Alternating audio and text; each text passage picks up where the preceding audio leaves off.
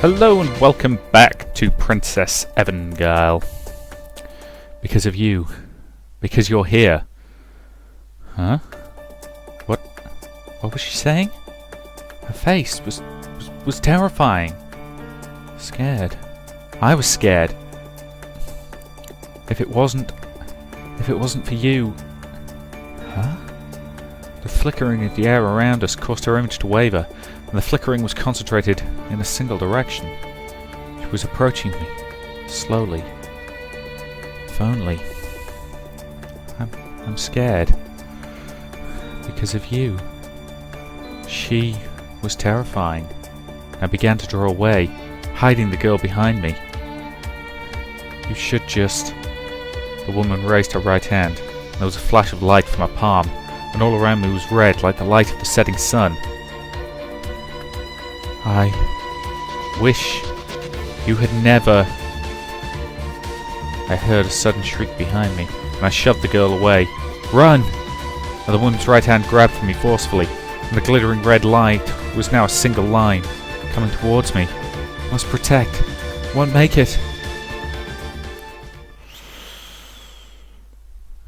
Wow, we're a week later, okay.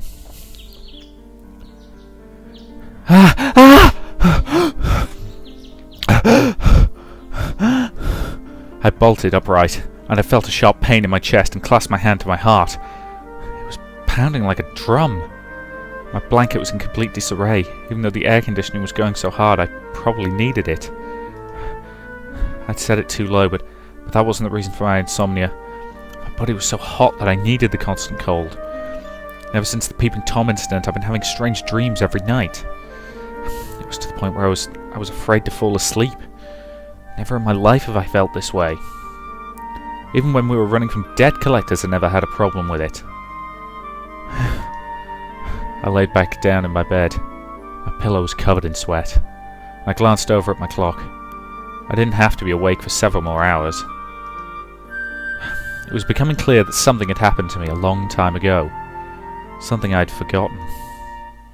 And now I was just starting to remember it.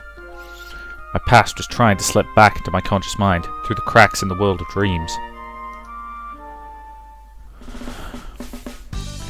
We have the survey results. A week had passed since the Peeping Tom incident. It was Monday, so the new approval poll ratings were being published. As expected, they were not encouraging. It wasn't a big drop, but it was still significant. Where do we stand? 186 votes. A drop of 20 since last time. I see. But that's not bad, we're still in the running. Yes, except... It is very frustrating. I know what Tammy-san said is correct, and yet... It's not as if Masao-san did something wrong. To reject him over this, it's too much. Rai-san seemed as upset as if it were her own reputation on the line, and I was grateful for the sentiment. Setting the matter of vote aside, I can't understand it. That's true, he didn't actually do anything wrong, and he caught a pervert. Well, let's not worry about it so much. Seiko can't control what they're saying about him either way, right? Yeah, that's true. And it's not like something like that's going to happen again. As long as things remain uneventful leading up to the premiere judgment, I'm sure we'll win, right? Yes. You. Yeah? The three of us nodded in unison, but Ryuko-san tilted her head. And if things do not remain uneventful?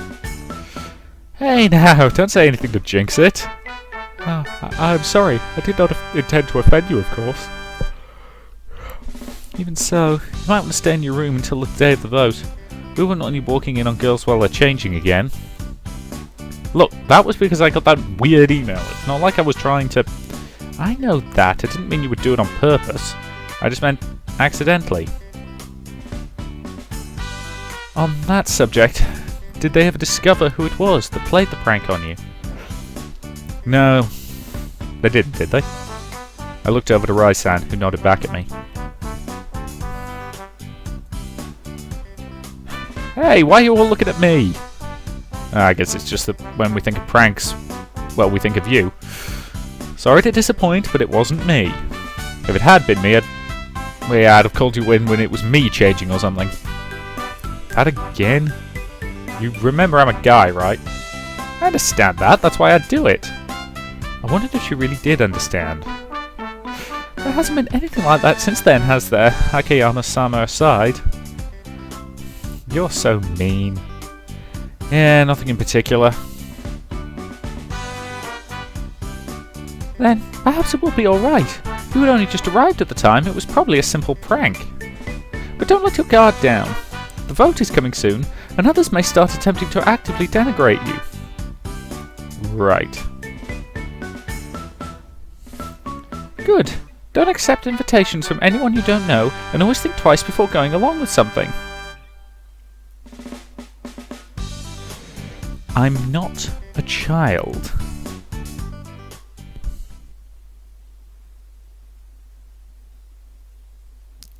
Another couple of days. That afternoon, I received an email. It was from Marika-san. From Marika-san? That's strange. Don't think she's ever emailed me before. I checked the message.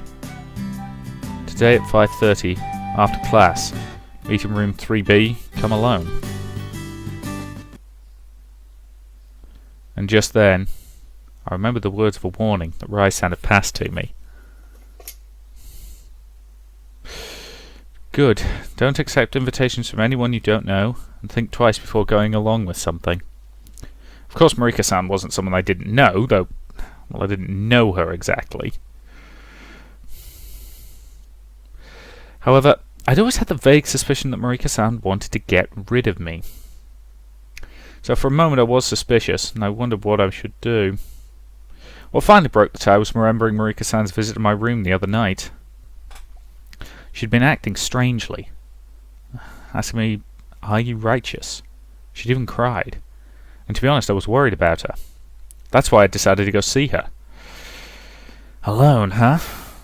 Classrooms would be deserted around 5:30, but the strangeness of that condition managed to elude me. I guess it's time to go. Honestly, I'd bring along Tammy-san.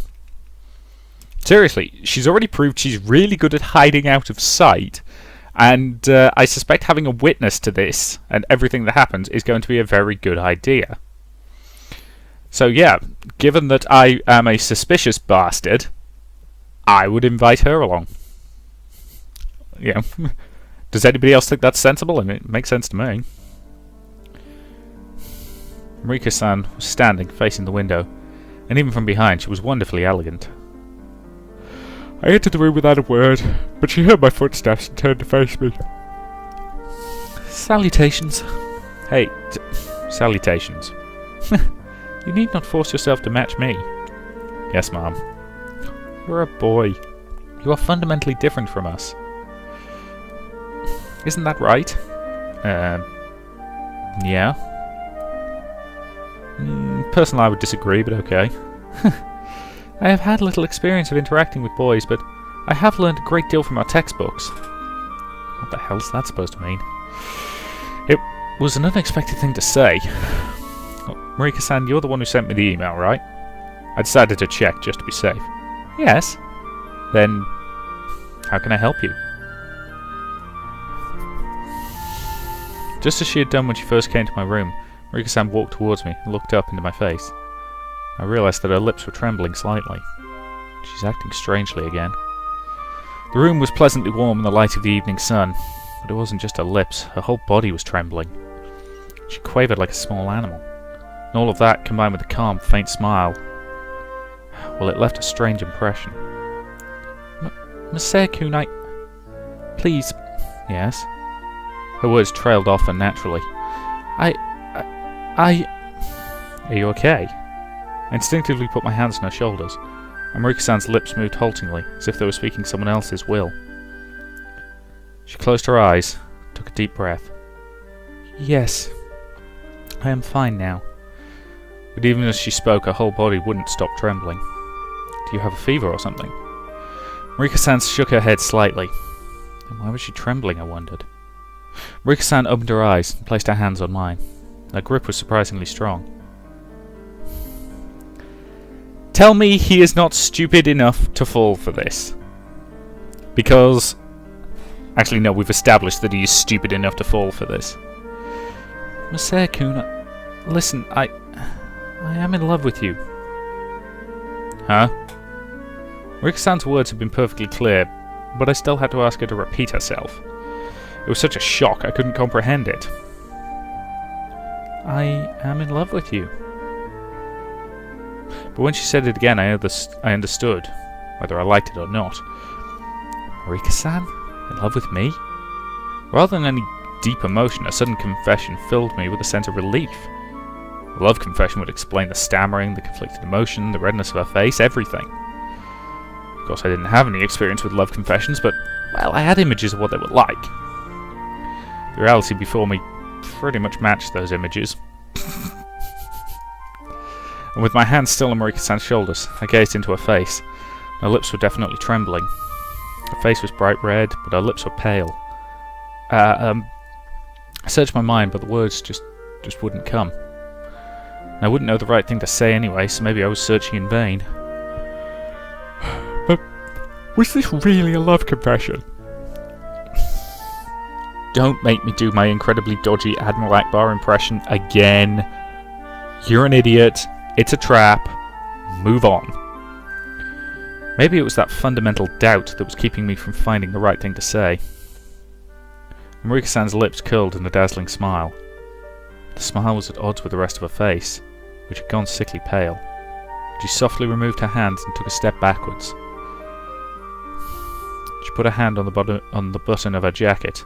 I found myself wondering if she'd overheated. After all, what else could it be? Russell. She removed the jacket, untied the ribbon on her breast, and sat down at a nearby desk.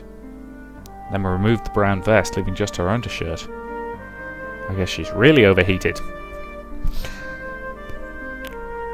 Dude, get the hell out of there.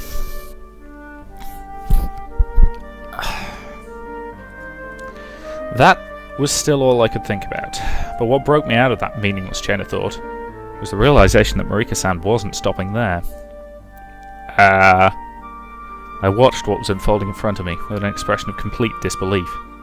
Mariko-san was undoing the buttons of her undershirt one by one.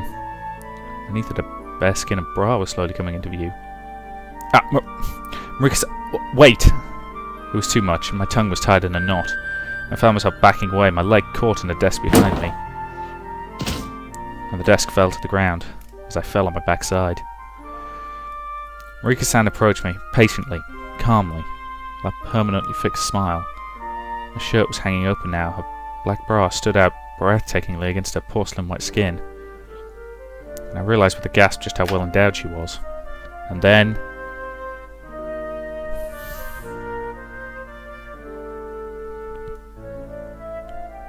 Mariko-san revealed her bare skin, as beautiful as that of a china doll.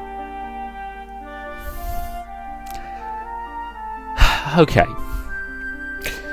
Is he stupid enough to fall for this? Because nobody, and I mean nobody, falls in love with someone after having, what, 3 conversations with them? This is so obviously a trap. And don't get me wrong, I don't see an easy way to extricate himself from it. Short of just saying, bye, and running like a, running like hell, basically. But... Could we please have one of these games where the protagonist isn't an idiot? That would be nice. Boys, they like hearing that, don't they? So... Well, obviously I was happy to hear it.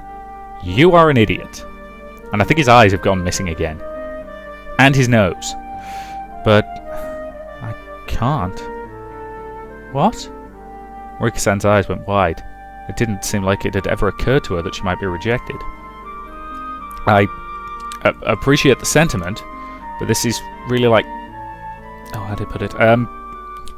I'd be happy if we both felt the same way, or this was coming after we've been dating for a while, but... Mariko-san looked so shocked that I was starting to feel sorry for her. Maybe I should have said something else. But, well, this is how I feel. I'm flattered, but I don't want to go this far just yet. I see. Tears appeared in Marika-san's eyes. Was it because I rejected her? But no, it seems like more than that. Then you are a righteous man after all. God, that again. And it was just like before, asking questions about my righteousness. And then the tears. Look, Marika-san, what exactly is going on here? I touched her cheek lightly with my fingertips, just like before. No, please do not be kind to me. Huh? You really are a righteous man. You really are my neighbour. It means that I am the serpent that is worthy of scorn. What the hell did she mean by worthy of scorn? I watched Marika-san as she moved to stand, trying to work it out in my mind. She took in a deep breath, and then the next moment... Oh, so she's still going through with it. She knows it's the wrong thing, and she's still going to do it. Ah! What the... She screamed and crouched into a ball, covered her breasts with both arms. And the baffling chain of events had shorted out the circuitry in my brain, and I couldn't even think. And this is why you should have brought Tammy-san. Congratulations, Misaya, you are totally screwed. Until her conscience finally gets the better of her, you are completely boned. Footsteps approached from the hallway. What's wrong? What? Help me! Marika-san stood up quickly, threw herself into the Jardin's arms. He attacked me! Okanogi Misaya, how dare you! She blew a whistle and shouted, "Assault!" And several more Jardin came to reinforce her. Assault? She was talking to me, but my mind wouldn't register that I was being addressed. You filthy scum, you swine! And even those cruel words stirred no emotion inside me. I was surrounded on all sides and they forced me to my feet. I didn't resist. All I could focus on was the sight right in front of me. Anna Marika-san's back. She was resting in the Jardin's embrace, her body racked with trembles. Marika-san! The words poured from my lips. Why are you doing this? Leave her alone! Get him out of here! I continued to watch Marika-san even as they dragged me away. Marika-san! As they pulled me out the door, I could finally make out Marika-san's face. And she was crying. Her face was red, tear-stained, making it seem as if she really had been assaulted. Why? Why? The words rattled chaotically around my brain as they dragged me down the hallway and out of her sight. It's alright now. Don't cry, Marika.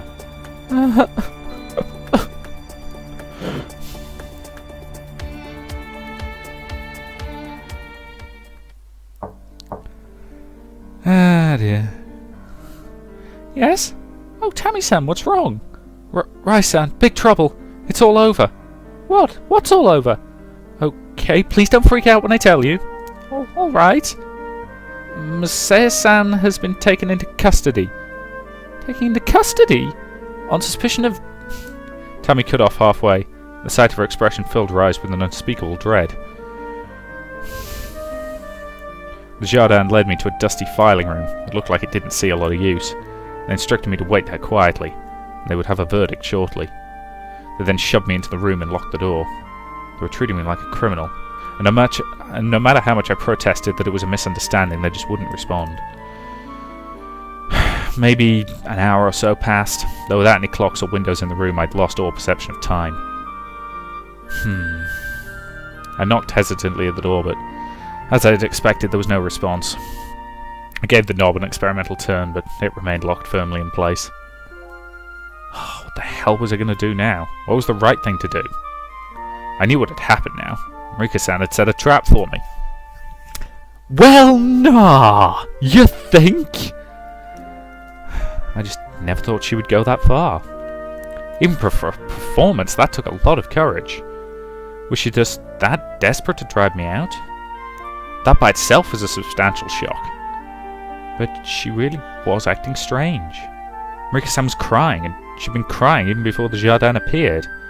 I can understand if she started crying after they arrived. It'd be a performance, make it all the more convincing.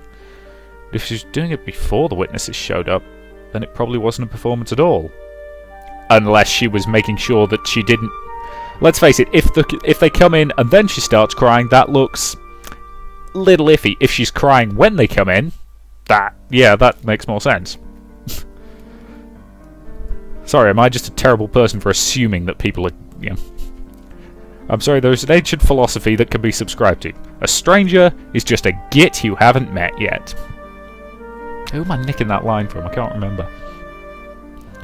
It's some comedian or other, but this is the problem. I've got so many random quotations floating around in my brain, I can't remember where half of them come from. In other words, even while she was setting a trap for me, she was fighting with her own conscience about it. Well, that's how it seemed. And as I realised that, my anger started to abate. But I was still left with a single question. Why was she so desperate to drive me out? If she really believed that I had to leave Venice, she wouldn't be that upset about it. Right? Marika-san hated what she was doing, that's why she was crying. Marika-san was the student council president, admired and respected by everyone around her. So who could be forcing her into it? Or did she decide for herself as student council president that it was her responsibility? But she'd said that the student council was neutral on the matter, so that couldn't be it. With nothing else to do, I rattled theories around in my brain, but I just couldn't find the answer. I was hungry. Speaking of which, wasn't it about time for dinner? Despite my situation, my stomach was growling aggressively. Hell, it was almost funny.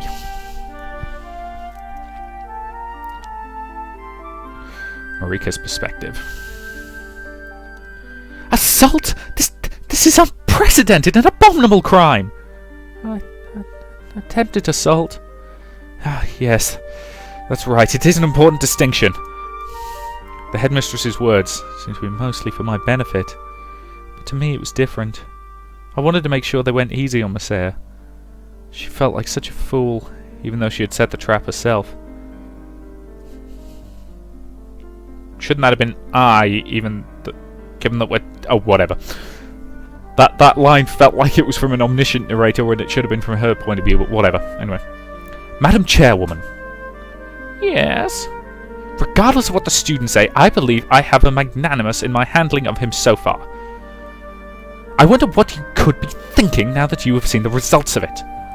All that I am thinking is that this is a terrible tragedy. Is that all?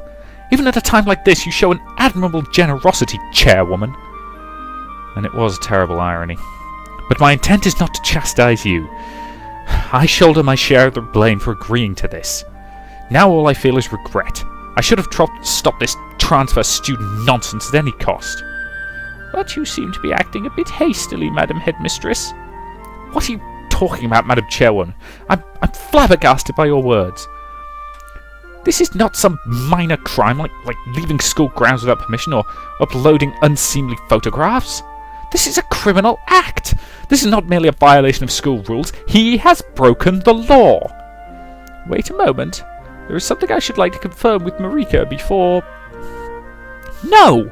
I will not... What need do I have to wait? It's just... I'm calling the police right now. Wait a minute. Huh? Why are you calling the police? At the word police, Marika's entire body began to tremble. I should have known this would happen. But it didn't occur to me until now. It seems so unlikely. Okanogi Masaya is not a human being. He's a beast. A beast assuming human form, and he should be dealt with by the proper authorities. But, well... I looked around, dazed. It would be awful if the police got involved. And what could I possibly say to change the headmistress's mind? What? Just spit it out already. That thought of that beast makes my skin crawl. It's just... If the police get involved, it would irrevocably tarnish the name of Venice's. I don't want that to happen. The headmistress thought long and hard on that. And in the end she nodded. I see. Any punishment should remain within the school. By which you mean... Expel Okanogi Masaya. I believe that would be punishment enough. You may be right. Very well, in that case... Marika, there is a question I would like to ask you. What is it? I suddenly felt cold when the chairwoman's eyes, which were always unfailingly gentle, fixed on me with a chilling gaze. I understand you may be hesitant to answer questions, but there's something I must ask you before I am satisfied. Did this event really... Before she could finish it, the door opened with a bang and a crowd of students flooded in with Rise at the lead. Madam Headmistress! What is it, Rise? Why didn't you knock? I heard everything. Just what on earth is going on here? What are you talking about? Don't you think you're asking the wrong person? Masaya-kun would never do something like that. How could she be so certain?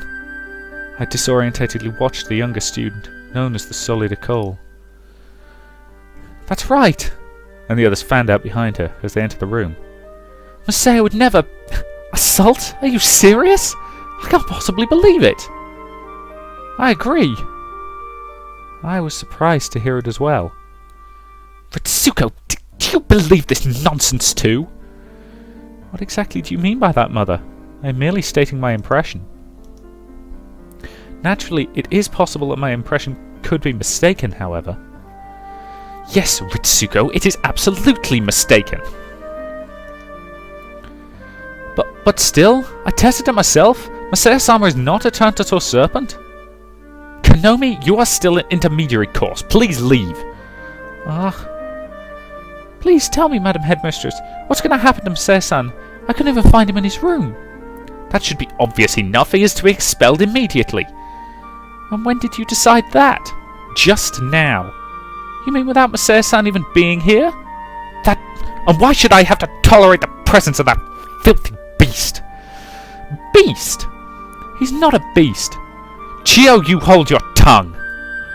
Masaya is not a beast. You wretched little tourist. When I joined this school has nothing to do with anything. A mistake is a mistake. That's all. Very well then. Rise, what exactly are you trying to say? I'm saying you can't decide these things without him. Are you telling me I should bring him here? He has a right to be present at his own trial. There's no need for a trial. No, there is, Madam Headmistress. Madam Chairwoman, are you still insisting on that, even after all that has happened? It is because of what's happened that I insist, Marika. Yes, ma'am? And my voice trembled at the unexpectedly harsh tone. Did this really happen? That is all I wish to ascertain. That's right. Yes, even with Marika-sama's testimony, Rise fell silent at a glance from the chairwoman and turned her attention back to me. This time her voice resounded with the fury of heaven. Is what you are saying righteous, Marika? In that moment the world went dark.